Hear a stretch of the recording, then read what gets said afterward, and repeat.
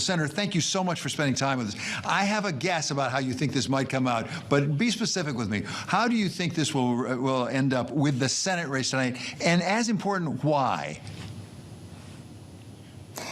What I think will happen tonight is having 52, 53, maybe 54 Republican senators. The reason people are voting for the Republican candidates is inflation, the economy, the price at the pump and the grocery store.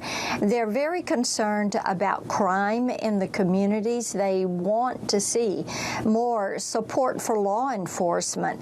They're frustrated with the open border, with the drugs that are in our communities, and really very frustrated with what has happened as you look at gangs and terrorists, known terrorists that have been apprehended at that southern border.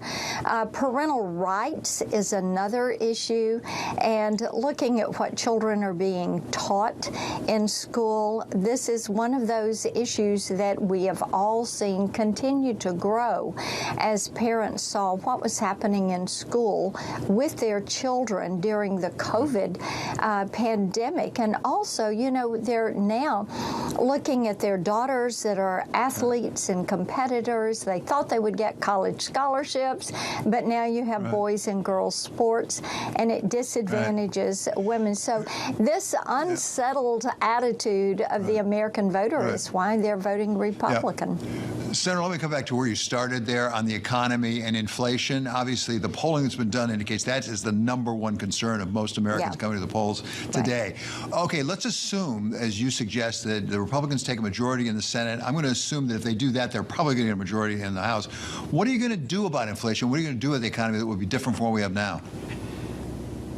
Yes, item #1 is to freeze federal spending, federal hiring, federal salaries, and make certain that you put a cap on some of these expenditures. That is a way to begin to get this under control.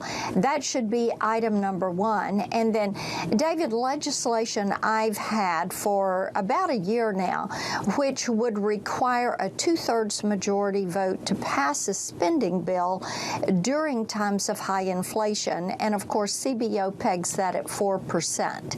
If you do that, then that gives you a way for Congress to recoup their Article I powers and actually control what is being spent. When you have the president doing student loan forgiveness programs when he has no authority to do that, that has caused a lot of people to say, how is this happening? How can he pass these executive orders that have such a massive impact and Congress has no say?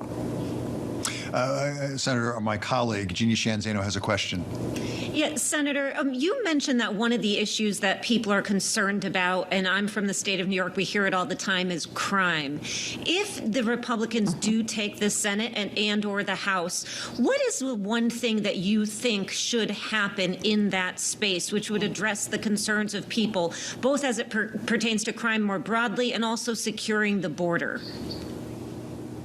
Yeah, so let me give you a couple of things on that. Senator Hagerty and I have a piece of legislation, the Restoring Law and Order Act, which would put more resources to local law enforcement and also would keep these violent criminals locked up. It would require some timely processing of the rape kits.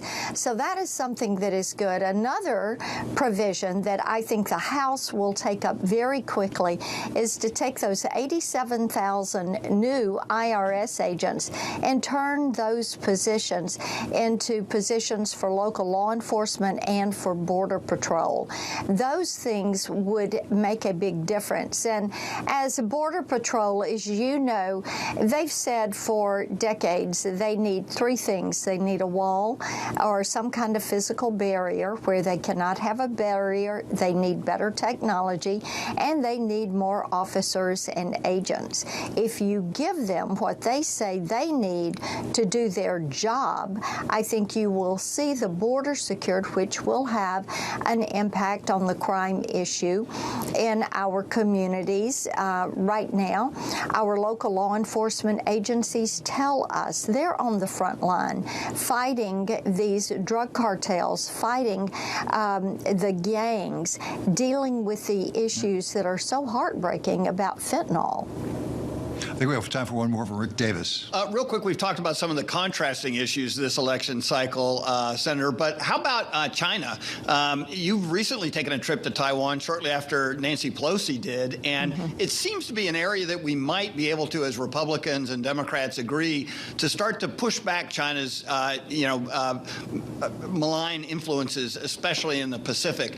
Are there things that we can do as a party to work with the White House to actually help in a united front with China? Yes, and coming against the CCP and their aggressiveness is important not only to Taiwan, but to the other island nations that are there in the Indo-Pacific. And we need to be very explicit in stepping forward, making certain that foreign military sales are conducted to Taiwan so that they have what they need to protect themselves. Helping them move to that asymmetric battle posture is something that will be truly a positive. And you're going to see more emphasis on that. That should be an area holding China and the Chinese Communist Party to account.